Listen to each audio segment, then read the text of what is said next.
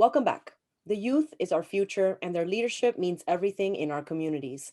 One Freedom for All places the youth in the forefront of the fight for education, food justice, environmental justice, and the end to the school to prison pipeline. Now the youth needs our help in keeping their work going. Joining us now to share more is Hector Gerardo, founder and executive director of One Freedom for All. Hector, thank you so much for joining us today. Thank you so much for having me. It's a pleasure to be here and a beautiful day. Today is a beautiful day to be out in the streets and doing some good work. Yes, it is beautiful. We finally got some warm weather out here. It's Yeah, cold outside, but it's for feeling sure. great. So, Hector, to start, for those who are not familiar, can you tell us about One Freedom for All and your mission? Yeah, you mentioned it a little bit in the introduction. So, like you said before, I'm Hector Gerardo, the executive director of One Freedom for All. And One Freedom for All is a youth-led organization that it seeks to create a multi-generational youth-led movement to address the current unjust food system and provide healthy and accessible food options in our local food apartheid neighborhoods in the South Bronx. Mm. Our mission is to teach youth of color and to identify and to stand on their own power while addressing food insecurity in the immediate communities. Youth activists use the tools of organizing popular education, culture, and the arts to create grassroots systematic change to achieve food justice. That's what we do. I had to read it because sometimes it's better to go off of something. So basically, we mobilize. What we say, our motto is educate, agitate, and organize. So we educate our young people, we agitate them around an issue that concerns them, and then we mobilize them and we organize them to create change in their communities around food justice, around food insecurity, especially because it's a direct connection to housing. It's a direct connection to mass incarceration. It's a direct connection to school to prison pipeline, because a lot of people don't know that the same foods that some prisons get is the same food that the DOE is feeding our young people. Not to say that the prisoners should get that type of food, but nobody should be getting that type of food or whatever they give them for lunch. They should be getting, nutritious food. And that's what we fight for. We started off, in high schools throughout New York City, teaching young people about cooking, teaching young people about the systems of oppression. One of those systems is the broken food system in the South Bronx. That is one of the wealthiest. Everybody know the saying is one of the poorest county Mhm. in the United States, and most of the food comes through Holmes Point, Mhm. and they're not getting those healthy options. They're just getting the McDonald's. They're just getting all the crappy food that is cheap, because they make a value meal from McDonald's to be like $3, but if you buying a meal for your family, you got to spend 150 to buy something healthy. So that's what we fight for. That's what we teach our young people. It's not just about them and the work that they are doing. It's about the whole community and how can we come together in this pandemic that we understand it's been hard in our communities, but we've been living through a pandemic before COVID-19. We've been living through police brutality. We've been living through housing unjust laws that they put out there for people to get evicted, for people not to get homes. So basically that's what we do as One Freedom, is bringing those issues to the forefront, but youth led. Thank you. Thank you so much, Hector. It was an understatement for me to ask, what are some of the services, but you do it all with the community and the youth involved. So it's a wonderful thing Mhm. to have our youth in the forefront again. I wanted to ask, what type of changes and challenges has One Freedom faced due to the pandemic? As we know, a lot of things have changed in our communities and organizations like yours. Yeah, so one of the challenges is we're losing our space because of the pandemic. Funding is kind of hard to get.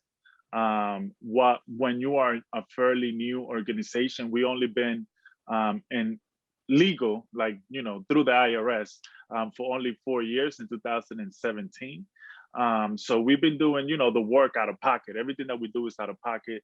My deputy director and myself, we just do everything ourselves. So now it's time to ask the community. We always preaching, village. It takes a village to raise a child. So we ask in our village to be able to raise our child, and it's bringing communities, not just services, but community actions, mobilizing actions that they can take. Not just, protests in the street, but like, how can you fix a street light? Right now, in Webster, where we are right now, there's a intersection that needs a traffic light. So now we're organizing our young people. So we are teaching them how to organize a campaign, how to build a campaign from the ground up, and to fix and bring a traffic light to that intersection. So that's some of the things that we do in our organization, and we're facing, now we might close in a few months, like by the end of March or April, because we connect, like we're trying to work it out with the landlord so we can get an extra month. But he's been working with us, but we still need people to help out. And that's one of the biggest challenges that we face is, fundraising. And we haven't been able to fundraise because we can't gather a lot of people in one place. And everything that we do is virtual, even though it's, everything is virtual now, like this interview, but nothing beats that face to face and understanding the work that we do, and seeing the work that we do firsthand with an office and having the young people here, because we teach not just community organizing, but we do cooking classes. Right now, we're gonna start teaching coding. We're gonna do a coding class so young people can learn how to, be in the forefront, to have a leg up when they go to the workforce, because coding is one of those industries now that are giving a lot of people jobs. So we want to train our young people to have that opportunity. So we're doing that. We have a project called the social lens project, where where somebody that we know, a filmmaker, is gonna come and teach our young people to do projects in their communities, either by film or photography, something that they can show and showcase, or something that they feel that needs to be shown in our community. Because sometimes, in a lot of media, they only put the negative. We want to show the positive things that's happening in our communities, not just the negative, everything that, we know what's happening. And we need to bring up the things that people don't see. And that's what the young people are going to do with the social lens project that we are putting together. And we are putting many different projects together for the young people, but we need a space to be able to do that. As things open back again, because things are normalizing, quote unquote.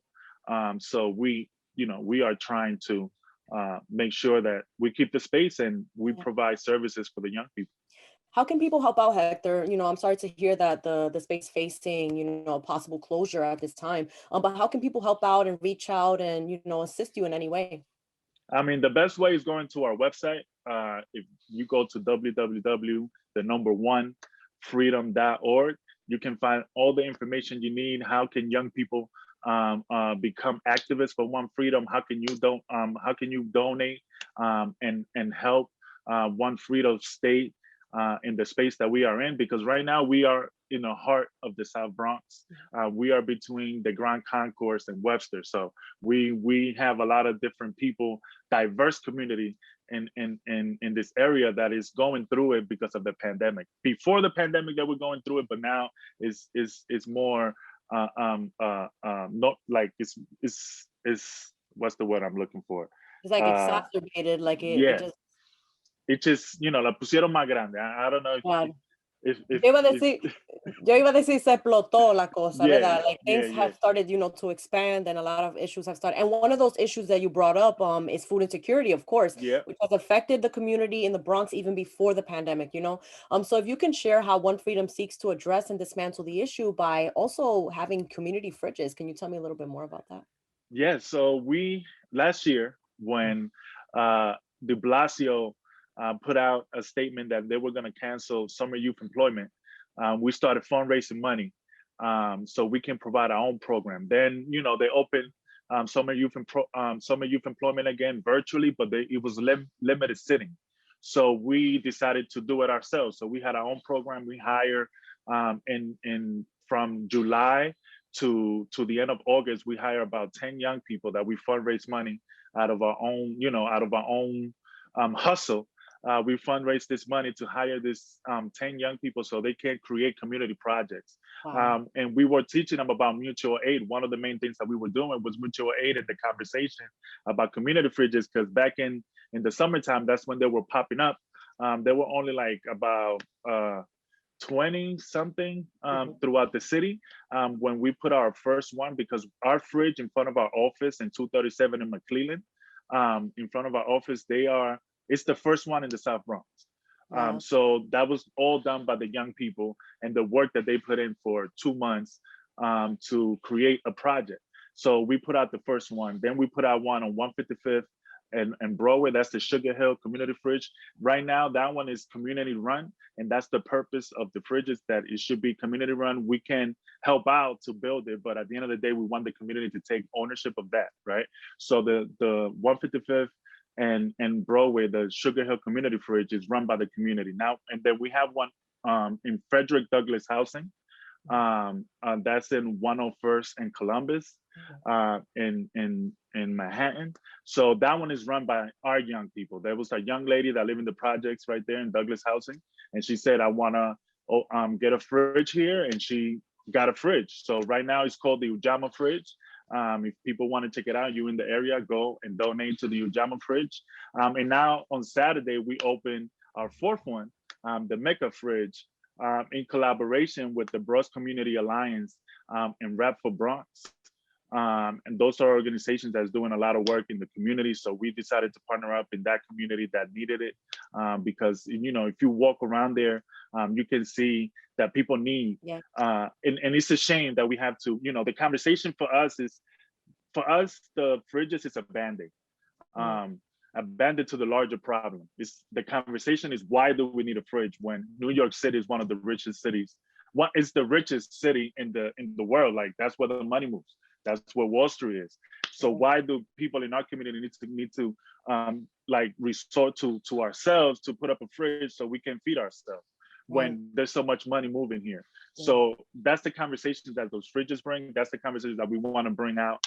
Is not just, it's cool to have a fridge. It's nice, but if somebody don't have a house to cook the food that they take out of the fridge, it makes no sense. Sometimes I'm driving when I'm picking up boxes to feed the fridges, and I see somebody that is asking for change, and I say, I don't got money, but I got a box, and they tell me, well, I live in a shelter. I get robbed if I bring that kind of box, Mhm. or I don't have no place to put it.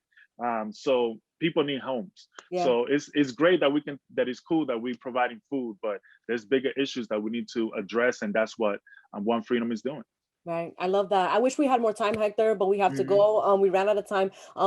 Again, how can people stay in touch and continue, learning about your important work at One Freedom? Just some Yes, you websites, can. social media. Yeah, you can visit us on Instagram at One Freedom, the number four, all. That's on all our social media. And then our website, www.one, the number one, freedom.org. And you can find all our information, donate. So please, thank you so much for having me. I Thank appreciate it. you. Thank you again. Hector Gerardo is the founder and executive director of One Freedom for All. We'll be right back.